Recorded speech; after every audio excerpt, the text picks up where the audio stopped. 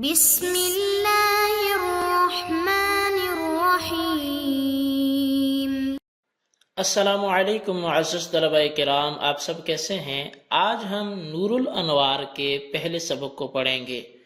آج ایک نئی کتاب کا آغاز اصول فقہ کے باب میں کرنے جا رہے ہیں، اور چونکہ نور الانوار یہ ایک انتہائی اہم کتاب ہے اس فن میں، تو اس لیے آج اس کتاب کا ہم آغاز کرتے ہیں اور اللہ تعالیٰ سے دعا بھی کرتے ہیں کہ اس کو پایہ تکمیل تک پہنچانے میں ہماری مدد اور نصرت فرمائے۔ آج کے ہمارے سبق کا عنوان تعارفی گفتگو ہے، اور آج کے ہمارے سبق میں ہم 3 اعتبارات سے گفتگو کریں گے۔ ایک تو ہم جو صاحب منار ہیں، یعنی جو نور الانوار کا متن ہے، تو ان کے جو مصنف ہیں، منار کے مصنف، ان کے حالات زندگی کے حوالے سے کچھ چیدہ باتیں سنیں گے۔ اور دوسرا ہم جو صاحب نور الانوار ہیں تو ان کے حوالے سے بھی کچھ نہ کچھ باتیں ہم سنیں گے۔ اور تیسرا جو نور الانوار کتاب ہے، تو اس کتاب کی اہمیت اور افادیت کے حوالے سے بھی کچھ نہ کچھ معروضات گوش گزار ہوں گی۔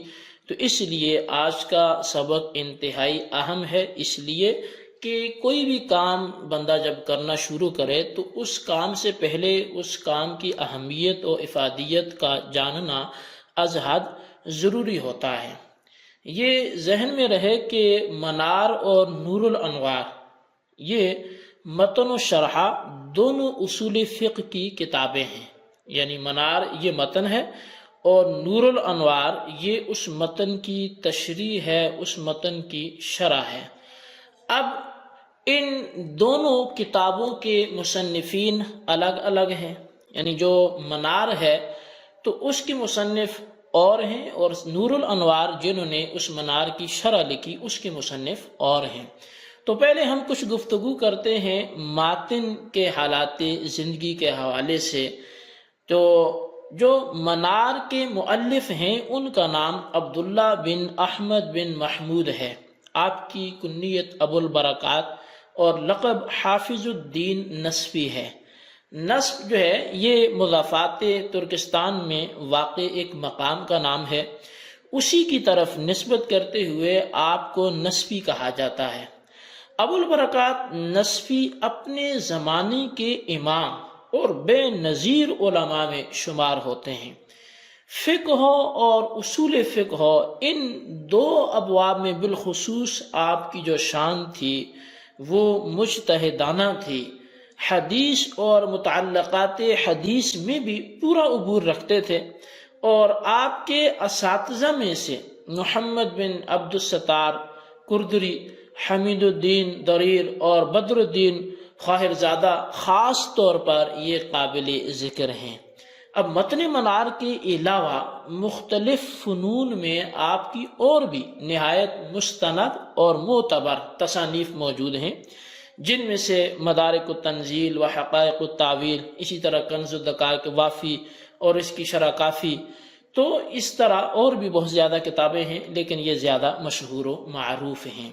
تو آپ کی جو تصنیفات کی مقبولیت ہے اس کا اندازہ اس بات سے لگایا جا سکتا ہے کہ ان میں سے اکثر کتابیں صدیوں سے عرب و عجم کی درسگاہوں میں داخل نصاب ہیں اور درس میں شامل ہیں۔ اب اصول فقہ کا یہ مختصر متن، یعنی جو منار جس کا نام ہے، دراصل اصول فخر الاسلام بزدوی اور اصول شمس الائمہ سرخسی کی تلخیص ہے، جس میں اصول بزدوی ہی کی ترتیب و تعبیر کی زیادہ پابندی کی گئی ہے۔ خود ماتن نے بھی اس متن کی ایک مبسوط شرح لکھی ہے جس کا نام کشف الاسرار فی شرح المنار ہے، جو نہایت جامع اور مدلل ہے۔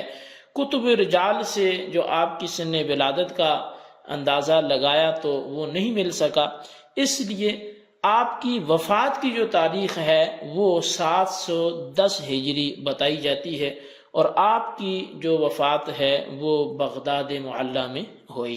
اللہ تبارک و تعالیٰ ان کو غریق رحمت فرمائے۔ تو یہ حالات زندگی تھے کچھ ماتن کے حوالے سے، صاحب منار کے حوالے سے۔ اب ہم جو شارح ہیں نور الانوار کے مصنف، ان کے حالات کے حوالے سے کچھ گفتگو کر کے پھر کتاب کی اہمیت بتا کے آج کے سبق کو ختم کرتے ہیں۔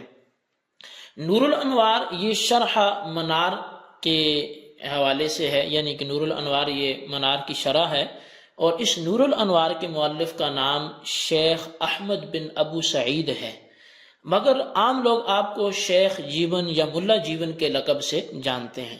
آپ کا سلسلہ نسب خلیفہ اول حضرت سیدنا صدیق اکبر رضی اللہ تعالیٰ عنہ سے ملتا ہے۔ آپ کے اسلاف کا اصل وطن مکہ معظمہ ہے، پھر آپ کا خاندان ہندوستان میں آ کر مضافات لکھنؤ میں ضلع رائے بریلی کے قصبہ امیٹھی میں آباد ہو گیا۔ یہیں 1047 ہجری میں آپ کی ولادت ہوئی۔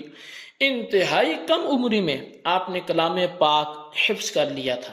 اس کے بعد آپ دوسرے علوم و فنون کی تحصیل کے لیے حاصل کرنے کے لیے اطراف و اکناف کے مختلف شہروں میں گئے، اور بالآخر علاقہ فتح پور کے مقام کورا میں ملا لطف اللہ کوردی سے آپ سند فراغت آپ نے حاصل کی۔ یہ اس مبارک زمانہ کی بات ہے کہ جب چاروں طرف سلطان عالمگیر کی علم دوستی اور علماء پروری کا ڈنکا بج رہا تھا۔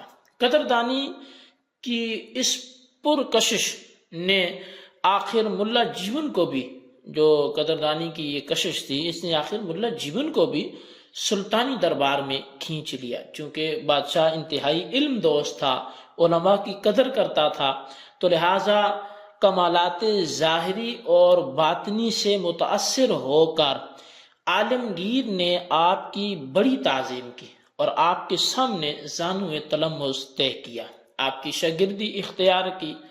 سلطان خود اور اس کے بیٹے شاہ عالم وغیرہ ہمیشہ آپ کے ادب و احترام کا لحاظ رکھتے تھے۔ ملا جیون کا حافظہ نہایت قوی تھا، کتب درسیہ کی عبارتیں صفحات کی صفحات نو کے زبان پر تھے، لمبے لمبے قصیدے ایک دفعہ سن کر یاد کر لیتے تھے۔ 58 سال کی عمر میں حرمین شریفین کی زیارت سے مشرف ہوئے۔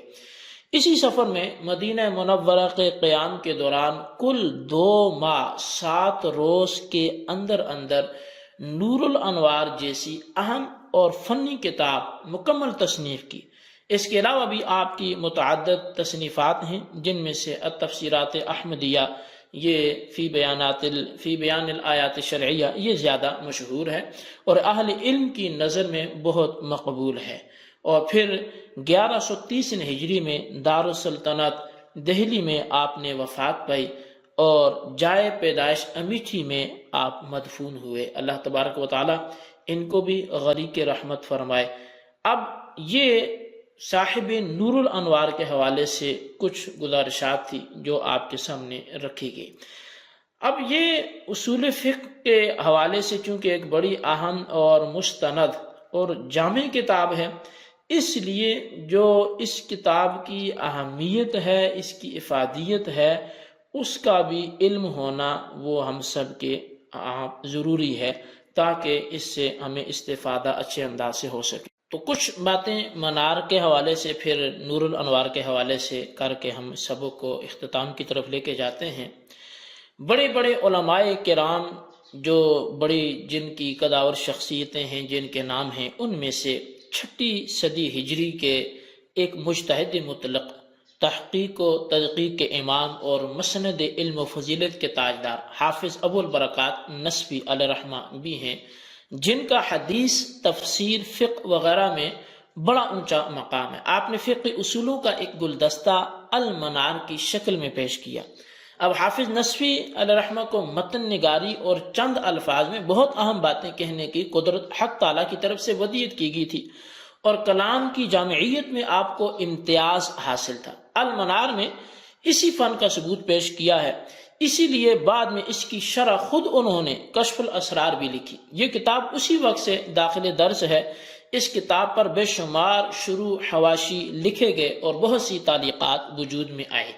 یہ منار کے حوالے سے کچھ باتیں آپ کے ہاں پیش کی گئی۔ اب نور الانوار 11ویں صدی ہجری کے ایک متبحر عالم، صوفی و مرتاد فقی اور مفسر، اور جن کا لقب ملا جیون ہے، جو شاہ عالمگیر کے استاذ بھی ہیں، انہوں نے منار کی شرح نور الانوار کے نام سے لکھی، جو اپنی مقبولیت، افادیت، اہمیت اور گوناگون خصوصیتوں کی وجہ سے مقبول خاص و عام ہے۔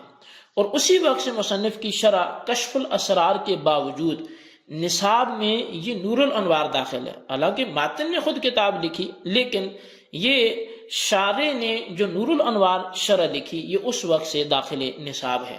اس میں آپ نے قرآن و سنت سے استنباط و استخراج کے جو اصول بتائے ہیں اور جزئیات و فروعیات کو جس قدر بیان کیا ہے وہ اصول کی دیگر کتابوں میں کم ہیں۔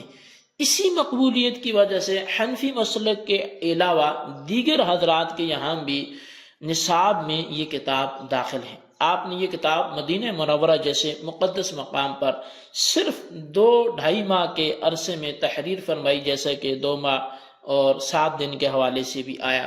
تو برسوں سے اس کتاب پر اردو میں کوئی جامع تعلیم نہیں آئی جو اسے درسی قالب میں ڈھال دے، اس لیے جو مغلق مقامات ہیں ان پر بڑی جانکاہی اور ارک ریزی کرنی پڑتی ہے، اور اسے سمجھنے کے لیے بڑا دماغ کھول کے بیٹھنا پڑتا ہے۔ تو لہٰذا اس کتاب کے وہ جو پیچیدہ ابواب ہوں، مغلق ابواب ہوں، یا اس کے جو اسرار ہوں، انشاءاللہ عز و جل ہم ان کو کھولنے کی کوشش کریں گے، اور اللہ سے دعا کرتے ہیں اللہ ہماری اس معاملے میں مدد و نصرت فرمائے۔